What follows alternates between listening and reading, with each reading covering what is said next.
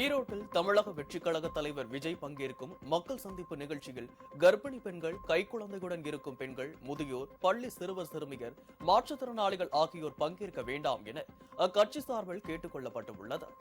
ஈரோடு மாவட்டம் மூங்கில்பாளையத்தில் நாளை காலை 11 மணிக்கு நடைபெறும் மக்கள் சந்திப்பு நிகழ்ச்சியில் விஜய் பங்கேற்று உரையாற்றுகிறார்.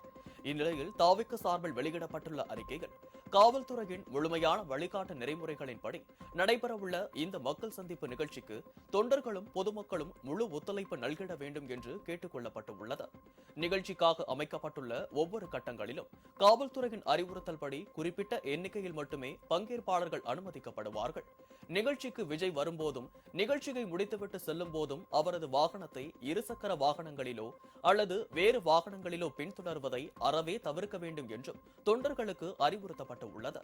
பட்டாசு வெடிப்பது உள்ளிட்ட அனைத்து வகையான வரவேற்பு நடவடிக்கைகளுக்கும் அனுமதி இல்லை என்றும், எனவே தொண்டர்கள் அவற்றை தவிர்க்க வேண்டும் என்றும் தாவிக சார்பில் கேட்டுக் கொள்ளப்பட்டுள்ளது.